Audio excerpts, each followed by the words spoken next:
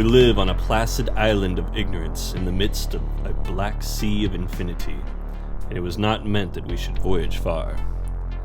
That's from the beginning of The Call of Cthulhu by HP Lovecraft, who is the subject of tonight's Hops and Monsters. I'm Charlie Swanson. And I'm Ben Shackleford. You've stumbled upon a weekly discussion of uninhibited nerdery, and we are going to talk about one of the masters of horror today, Mr. Howard Phillips Lovecraft. Is that right? Howard Phillips? Yep. Did I get that right? Already fact-checking myself. Usually we have a few beers, craft beers, but today I'm not going to front. I'm drinking Modelo, and not just Modelo, but Modelo Especial Chelada. I love Chelada.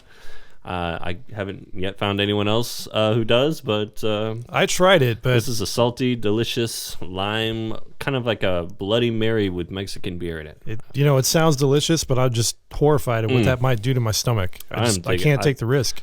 If you know me, you know that I get down on these for sure. So I had to go with the Drake's Best Coast IPA. Yeah, I'm a big fan of Drake's. Yep, pretty good. Good. From San Leandro, California.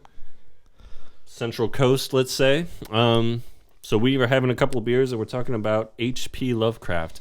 Not only one of my favorite names ever, I just love H.P. Lovecraft. It just rolls right off the tongue. Oh, it does. And but he straight up is my favorite author of all time. Awesome. And Stephen King's as well. Yes. So very influential figure. Probably not as well known as someone like Stephen King, but the guy who influenced people. He was like him. virtually unknown in his lifetime. He never had he wrote magazine stories. They weren't really horror. They were more sci-fi. Weird tales, strange stuff, and he was virtually unknown, and he died of stomach cancer, unfortunately, and very heartbreakingly being unknown. At the age of 43, 46. having 46. Okay, yeah. I'm looking at his Wikipedia. I'm not being like I'm looking right here. He was born in 1890, died in 1937. So the bulk of his writing was from the 20s and 30s, I'd say, or the bulk of his he most never famous saw writing. Any of his work published in a book format in his lifetime, and that's just a damn shame. Right. I think there were even plans underway when he died to do something like that. But he has endured. He's best known for the Cthulhu mythos, I would say. If that's how you pronounce it. I mean, who knows? Let's just get that out of the way. Pronunciations are not going to be. We're going to totally mess that up. I mean, you have to have a mouthful of tentacles to pronounce anything he came up with. That's just exactly the way it is, yeah. Cthulhu, and then that's probably the easiest one to try to decipher. If you think you're going to be smart and you think you're going to write us and tell us that we're pronouncing it wrong, we know. We don't care. And I was just listening to an audiobook, and the guy was pronouncing it just Thulu. He didn't say the C in it. Oh, yeah. No, he had butchered there's a lot of, every one of those names. Yeah. I mean, he couldn't even pronounce real yay right. Right. I don't think he was. I think he was trying to make it difficult. He wanted everyone to have their moment of going, geez, what word is that? But that's what the ancient gods would have wanted, right? The old ones. Yep.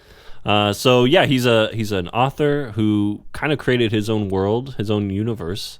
He was born in Providence, Rhode Island, which I've been to. Very cool little town. But he built up these fake universities and this whole Miskatonic world. University. Yeah, he had an entire universe that all his stories would bleed into, and he had a huge network of other amateur writers, and his life is documented because he wrote something like 100,000 personal letters to anyone who wanted to correspond with him. He had a few fans, and they would send him letters. He would write handwritten. He never typed anything, and he would mail it back to him. He spent like literally every hour of his waking life just writing.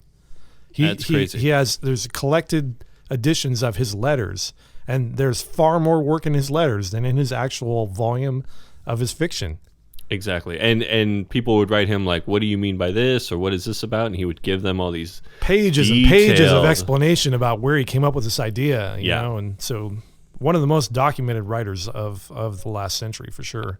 Yeah, in a strange way. Because like you said, his output as far as the stories really isn't that much. He never wrote like novels. They were all kind of short stories. The only thing that even comes close to a novel is At the Mountains of Madness, just because that's his longest. at something like 80 pages or so. The rest of them, all short stories. One of his made best. for a publication called Weird Tales. Mm-hmm. Yeah.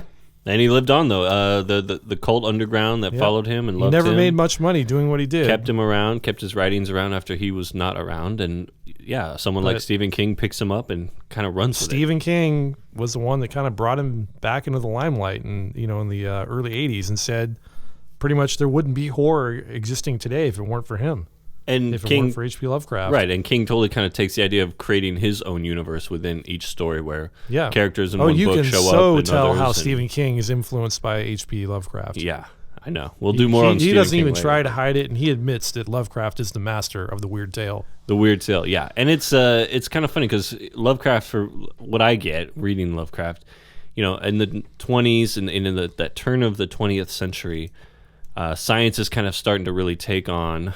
People are discovering bacteria. They're discovering planets out in the sky. There's all this wonder. Einstein's out there proposing relativity. And Lovecraft, so he grows up in an era where there's still a lot of old school religion, superstition. But he himself was not superstitious. No. He was a scientist. He believed in rational thought. But then all these rational, his characters are all scholars and scientists, and they're rational thinking people, and then they get confronted with... But it doesn't save them. No, they get confronted with the ancient evil and the alien evil and all that stuff, and then virtually go insane every single protagonist in an H.P. Lovecraft story, the best they can hope for if they don't die is to end up insane for life. Yeah, exactly. That's the best. That's your best. That's how it ends. Route. Yeah, if you're looking for happy endings, don't read Lovecraft. Not going to find it. But we rarely look for happy endings because that's life, man. Like they said in Clerks, just a series of down endings. Truer words were never spoken. Anyway, so we also, part of the influence is that by the 80s, a writer and director named Stuart Gordon started adapting Lovecraft, and we're going to really get into the Stuart Gordon films that we love. The first one being Stuart Gordon's first feature film as a director, Re-Animator. It's a classic, and I bet you've seen it, or you've at least heard of it. And if you haven't, Re-Animator, what do you think that's about? Animator, Re-Animator. It's a great 80s film with zombies. Sort of a modern take on Frankenstein. Lots of gore. Basically, you've got Herbert West, the eccentric scientist played by Jeffrey Combs, who's an icon because of this role. Oh, yeah, this role just blew him. It's one of those where it's like the guy just inhabits the role so perfectly and is so great in his delivery of every single line that's who he is. He is Herbert West. Yeah, he wasn't acting. He was just playing himself. Exactly. He was just being himself, and it comes across. He's high-strung. He's prone to outbursts, but he's very a mad genius egotistical. In every sense of the word. Yeah. But I love Re-Animator. We just watched it again last night on Halloween, a perfect Halloween film. And if you know Re-Animator, then you know the entire time we're watching, I'm going, please don't let the trick-or-treaters come during that one scene. I don't want to open my door and have a bunch of 4-year-olds. You don't want to see Barbara Crampton strapped down to a gurney. There's a scene. If you haven't seen it, there's a scene, and you don't want mom or you don't want trick-or-treaters walking in on that scene because there's questions that will have to be answered. But the only reason that scene was in the movie was that it was so low budget and under the radar when it was made, the MPAA just ignored it. Right. They didn't even rate it. It's an unrated film, and they got away with a lot. They had no idea that it was going to blow up as big as it was. No, and it really did. So yeah, Stuart Gordon has this story. He teams up with Brian Usna, who's a producer. They're on the same page. We saw an interview where they're talking. They're obviously good friends. They obviously get this stuff. They love it. They put it together. Basically, this guy brings dead people back to life, and not just people, but parts of people. Yeah, he starts with a cat. Right, it starts with the cat, and then the zombie cat is a great scene. There's a lot of humor in Re-Animator. It's one of those where you don't really think about it, but it is pretty blurs funny. The line between horror and comedy. Yeah, it hasn't been done that well since Return of the Living Dead, which I think Re-Animator predates it by at least 5 years.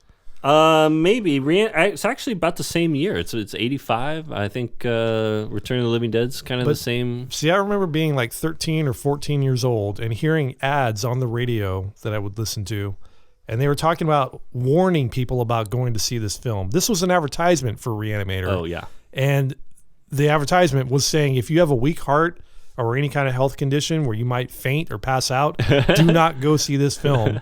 It's too much for you to handle. Yeah, that's a kind of an old throwback to, they would do that in the 50s with the Vincent Price movie. It's like, do you dare watch this movie? You know, I took that seriously, and I thought that by the time when I was like 16 or 17, when I finally saw Re-Animator, I fully expected to have a heart attack. Right.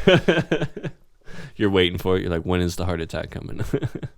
No, but it's really didn't funny. Disappoint. I almost did. It does have some great scares. It has great effects. The people who come back to life, they're not normal people. They're zombies. They're crazy. They're hyper strong. They have instinctual violence. Yeah, they're kind of down to their whoever base. they were as people, it's gone. Right. Just like, a typical zombie film. Exactly. But they seem to be way stronger. They're super strong. The one guy holding both Herbert West and the other guy Dean Cain up, each by a hand. Or when he goes and he busts down that steel door in the morgue, and Barbara Crampton's dad is behind the door, banging on the door, going, "Hey, what are you doing in there?" And this giant hulk of a guy, who was actually, I've read, was Arnold Schwarzenegger's body double. Oh, played wow. this particular zombie. Just jumps out the door. Oh, that and just pounces on it. Scene. And the guy's trapped underneath the door, and he's jumping up and down on the door. And it's like, he's got to be crushing every bone in this poor old dude's body. Yeah, and you're just like, oh God, really? Well, you brought up Barbara Crampton. She's in this film, a scream queen, as it were. Oh, she is, man. This movie is her big kind of debut in that area, and she's great. She's great. Everything you want in she a blonde. Is so friendly. We got to meet her last week, actually. We'll talk about that later. We did, yeah. We saw From Beyond, which we'll talk about in a second, which is kind of the spiritual sequel to Re-Animator. But what else about Re-Animator? I love the neon green liquid. I don't know how they lit it or made it that neon, that phosphorescent. It just glows on screen. Well, it's what they put in glow sticks. Okay. That's the secret reagent to animate dead bodies, apparently. It's just take a syringe, take that stuff out of a glow stick, and shoot somebody up with it. You're good to go. Yep. It's just that simple, folks. Anytime you need anything reanimated. And it is a very Lovecraftian tale because pretty much anyone who encounters this thing dies or goes insane. Yep, it's but other than that, it doesn't really have very much in common with what Lovecraft was about in his literature. This was Stuart Gordon's take on it, and they just went wild with it. It became a massive hit. No one believed it was going to be as big as it was. It was supposed to be just total low budget B movie. Well, it was made for like less than $1 million, and I mean, it made I don't know, tens of millions, I'm sure. It's a great film, and in fact, it's referenced in modern culture. If you've seen the movie American Beauty, I mean, there's a scene in there where Kevin Spacey is talking about, remember that movie with the head that, the girls strap down at the table and they take the head and Is that in American Beauty? Oh yeah, they talk about it. I haven't seen that one in a while. It's in the lexicon of American cinema. That's funny. Well, that has got to be the best talking decapitated head in film history, right? As far as no one's ever topped that. It's just so perfect that a guy's head gets cut off, let's say, and then reanimated, as you do in a film like Re-Animator. But this guy's able to kind of control the other zombies. He's a brain surgeon, and he's also a master hypnotist. This was left out of the script, but this was part of what was supposed to be in it. There's a whole bunch of footage found on the floor of the cutting room when they edited it. And this character who plays the head, Dr. Hill, he's a neurosurgeon who's a master at manipulating minds. Oh, okay. Yeah, you see a little of that in the movie, but that's why he's able to reanimate these other corpses and have them under his control. Very good. Yeah, I just love that character and the way his headless body shambles around, and it's just perfect. It's tongue-in-cheek, too, with the guy who's guarding the morgue. And he has this line that, he says this to everyone who goes in and out of there. I don't know why they keep locked doors in this place. Ain't no one wants to get in and ain't no one getting out. Exactly. And every time someone goes in, he's like, break time. Just leaves his post and goes and gets a sandwich, smokes a cigar. A ton of great one-liners in this movie. Yeah. Doesn't even look up at anybody who's walking in. Yeah. I just love the part where I think it's Kane says something to West like, "Is he dead?" And he goes, "Not anymore." That's just so great. Yeah, Stuart Gordon definitely, and Barbara Crampton said something about this when she was talking about From Beyond, is that, you know, you see the personality in the movie of the director. You see the director's personality in the movie, and Stuart Gordon, playful, colorful, doesn't afraid to get blood on the clothes, slime on the clothes, as it were, and From Beyond. Brings a levity to Lovecraft, yeah, that I do appreciate. There was a reason they had to use slime in From Beyond instead of blood. Yes, well, so we'll talk about that. Yeah, so yeah, exactly. Re-Animator 85 flies under the MPAA rating, unrated, doubles its money, is a huge underground hit. So, makes cultural icons out of Jeffrey Combs and Barbara Crampton. What do you do when you're a producer? Brings and Lovecraft into the 20th century, basically. Exactly, you know? right. So many people have discovered him just from watching that movie.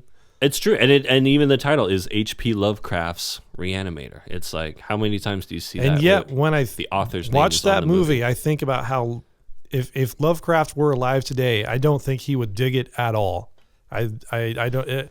It was just too sexualized. It was too hyper violent. It was too bloody. He never had any of that stuff in his stories. He didn't have a lot of action in his stories. Yeah. No, his stories were all about accounts of people discovering something really crazy they couldn't handle, and they had mental breakdowns as a result. Yes. Unfilmable is what most of his stories are. Yeah, that's why you don't see many Lovecraft films out there. I mean, right. that are direct adaptions of his stories, because they are kind of unfilmable. In fact, Guillermo del Toro, his dream was to film Mountains of Madness, which is Lovecraft's longest novel-length story. Right. Still short by my novel standards, but it's about an ancient alien civilization that gets discovered in the Antarctic. So, I mean, Lovecraft was ahead of ancient aliens by 100 years. He would have. They're not doing anything original. He already figured it out. Yeah, exactly. He would have been the guy. But the studio told him he couldn't do it. That it was unfilmable, right? And he had to go and make Pacific Rim instead. Yeah, Del Toro's been trying to make Mountains of Madness for probably 10 years, right? He just encounters roadblocks wherever he go. Remember PT on the PS4, that game that he was going to have with Norman Reedus? That got canceled. Yeah. And now PS4s that have downloaded the PT, it's playable test. That's what the game is called.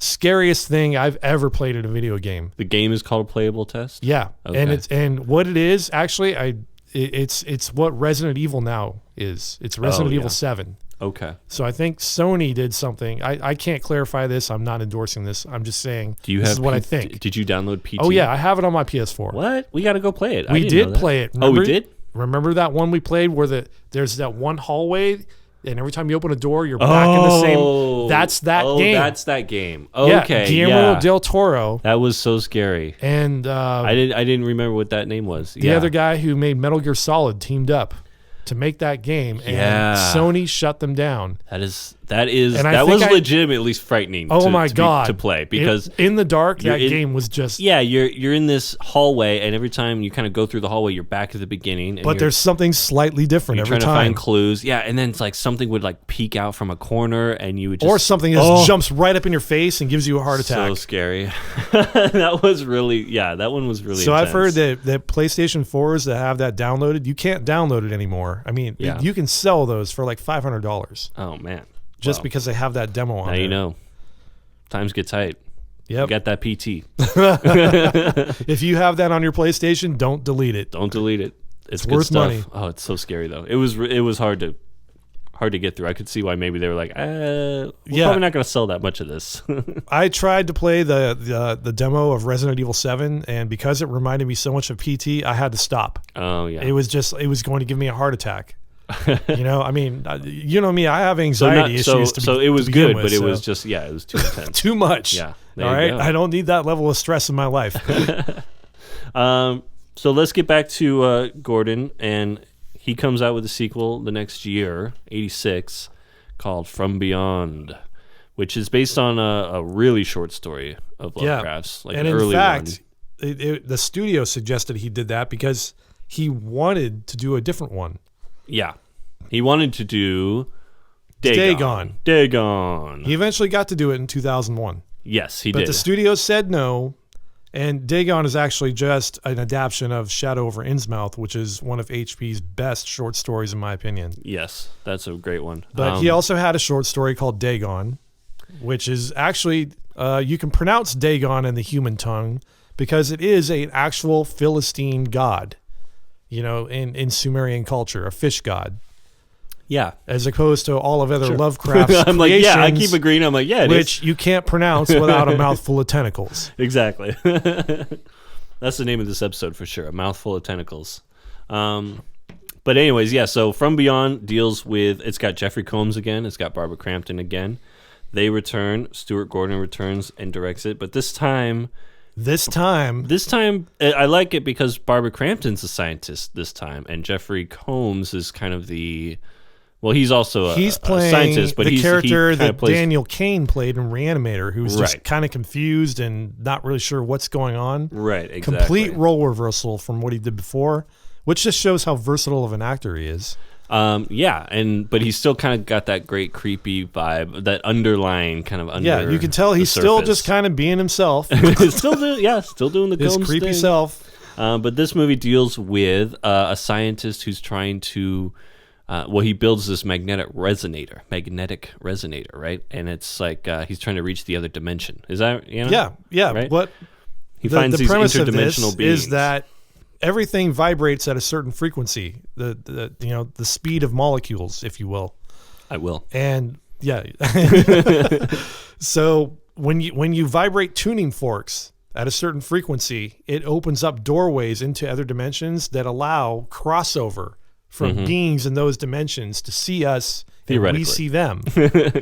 Yes. Except they're not friendly. No, they don't. Not at all. Why are the interdimensional beings never friendly? Because it's law of the jungle. It's all about survival, and it's about what you can eat. Because just once, as I've said before, everything exists by eating something else. You have said that before, yeah. No, I would just once like to see an interdimensional being that's like, oh, hey, how you doing? They're just in way higher. Way higher Didn't dimensions. See you there, than us. mate. Hello, yeah. Frequencies that we can't even access at all. Yeah. But all it is the speed of vibrating molecules. So From Beyond kind of replaces the blood with slime, and there's a reason for that. It's got some. I think for me, the practical effects, the creature effects in this movie. I kind of feel like I almost like this one more than Re-Animator, or I like them both equally. I just can't look away from this movie. From it's Beyond. hard to look away from Barbara Crampton in a sexy ass S&M costume. Well, let's be honest. She has a moment, yeah. And she has those moments in Re-Animator as well. We'll get to that. These interdimensional beings stimulate the pineal gland From Beyond. There's a lot of science in this episode. Yes, we're the going pineal really gland is what in Hindu mythology, the third eye. Yeah, your third eye, right in the middle of that forehead there. And so Jeffrey Combs kind of comes under the spell of this pineal gland, and it activates his pineal gland, so he's able to sense and see this other reality that is in and surrounding us at the same time. Right. Kind of like the Force in Star Wars. Kind of like that, but since this is Lovecraft, it drives you insane. Yeah. As it would. Your brain just can't handle it. You don't levitate rocks, you go insane and start eating brains. You need way more hard drive space in your brain in order to process this, and humans at this point just don't have it. Yeah. So it's a lot. It's likely that people have not seen From Beyond, even if you've seen Re-Animator, but you got to go see that movie. It's a hard one to track down. Yeah, it's not really out there like Re-Animator is. I think Re-Animator, we watched it on Netflix. Well, it was owned by MGM, and they kept it on the shelf for so many years and would not re-release it. And I don't think it did as well. It wasn't really the big In 2006, they finally put it out on DVD. Finally. According to this issue of Rue Morgue I have in front of me. Yes, exactly. We have a lot of sources, too, on this episode, which is good. Rue Morgue is a great magazine. Everyone should read it. The back issues are fantastic. Yeah. They celebrate all the same stuff we love. Yep. Yeah. So, if you're into horror and uninhibited nerdery in any form, Rue Morgue is your magazine to get. It's so we watched this movie on the big screen last week, From Beyond. We're going to talk more about that in a second, but I got to get another beer. So it's about time for that break. We will be right back. I'm Charlie Swanson. I'm Ben Shackelford. This is Hops and Monsters. We're talking HP Lovecraft, and we'll see you on the other side.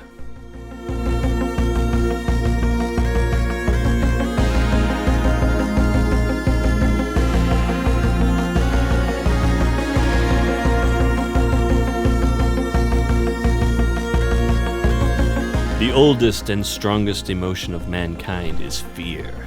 And the oldest and strongest kind of fear is fear of the unknown. That's a quote from HP Lovecraft, the subject of today's episode. This is Hops and Monsters. I'm Charlie. I'm Ben. We are continuing with our talk of the master of horror and his film adaptations. So let's see, we talked about Re-Animator.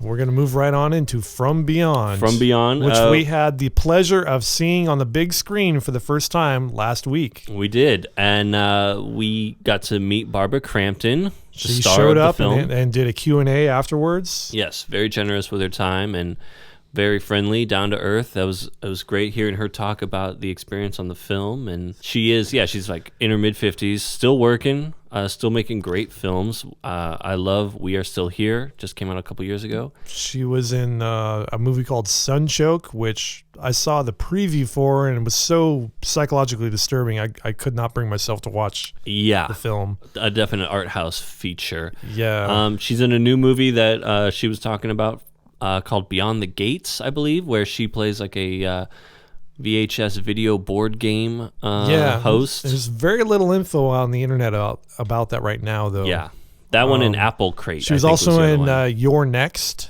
She had a small part in that one, which was a very cool kind of home invasion thriller. So anyways, it was great talking to Barbara. She signed your copy of Re-Animator. Yep, she made it out to Hops and Monsters. She did. And she wrote Love Barbara on it.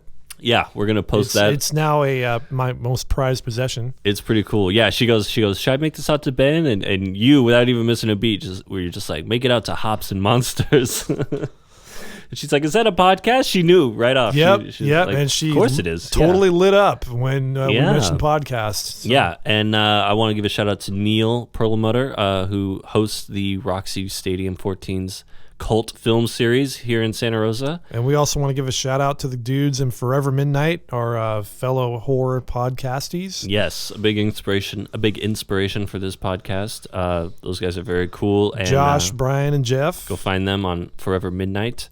It was just a great experience overall, and seeing all those creature effects and all the horror graphic stuff going on the big screen was so cool. I know. I mean, I've only seen that on video cassette when I was a kid. Yeah. I never saw it in the theater. In the theater, it's such a extravagant piece of work. It is. Because of the lighting. I mean, I guess Stuart Gordon was really big on the lighting, but with these purple and pink hues.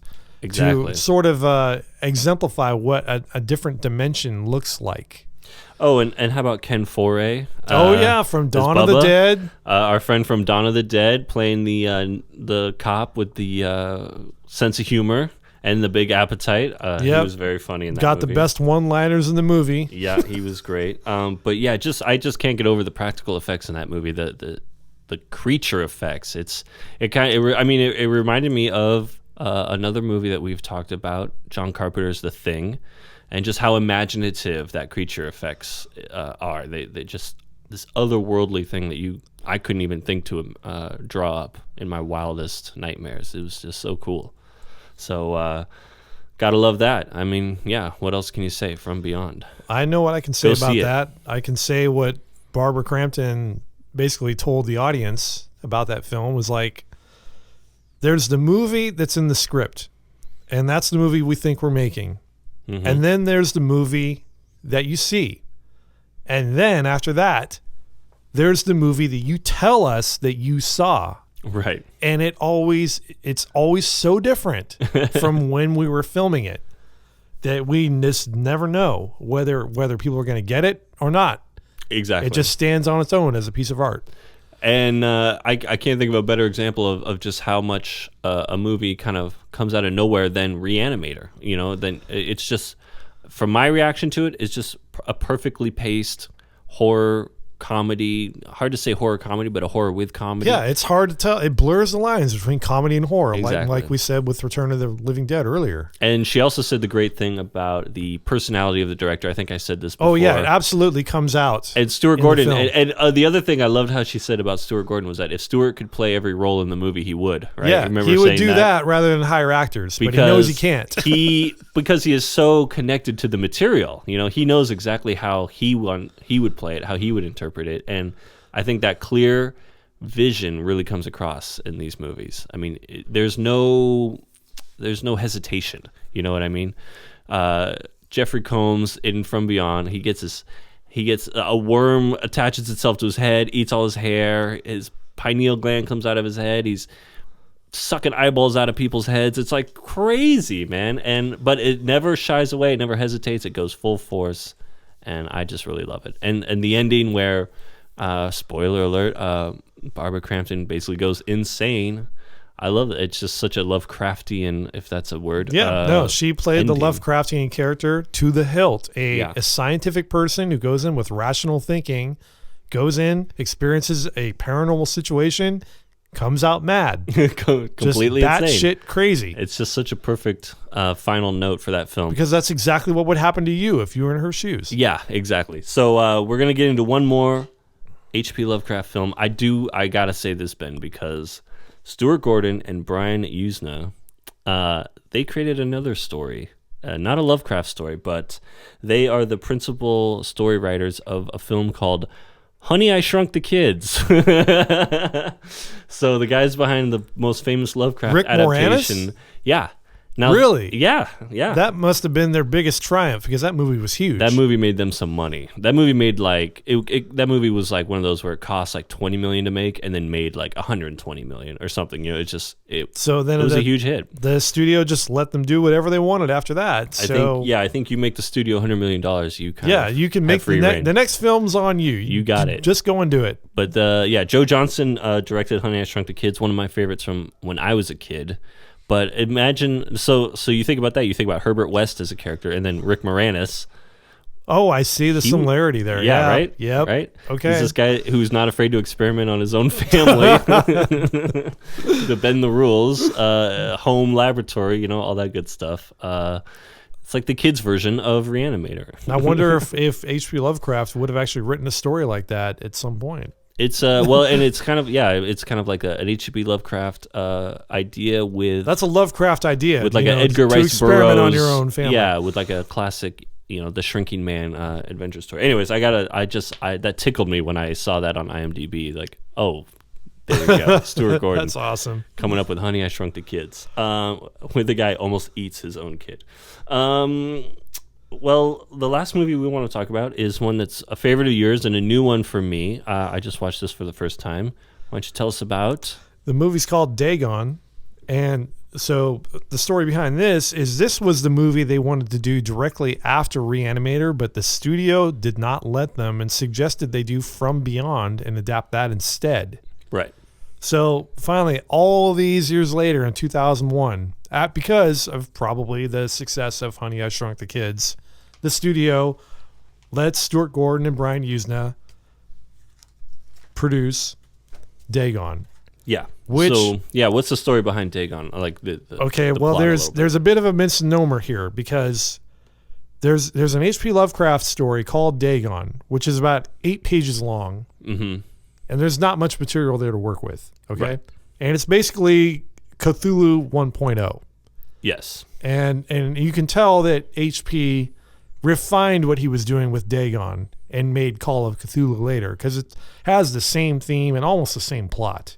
Okay. But the only difference is Dagon is a Philistine fish god, which is Sumerian, I believe. Uh-huh. A real fictional, if you can say something real fictional, okay, historical ancient god. But the story for Dagon is actually adapted from one of H.P. Lovecraft's most famous and well-written stories, in my opinion, The Shadow over Innsmouth, which is about a tiny fishing village on the shores of Massachusetts where the inhabitants start worshiping some ancient, long long dead sea creature, some fish god, a la Cthulhu, you know.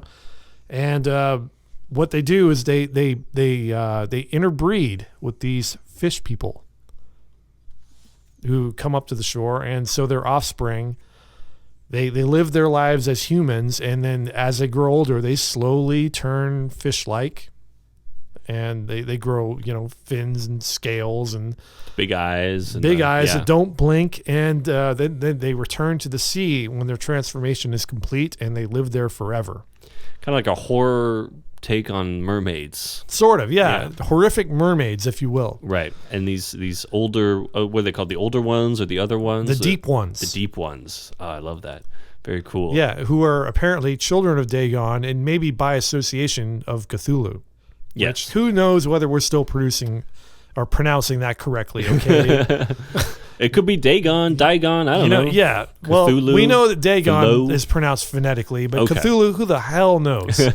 I mean, all of HP Lovecraft's inventions, you know, it's you got it. Like I said earlier, you got to have a mouthful of tentacles to pronounce it right. Exactly. We just don't have that.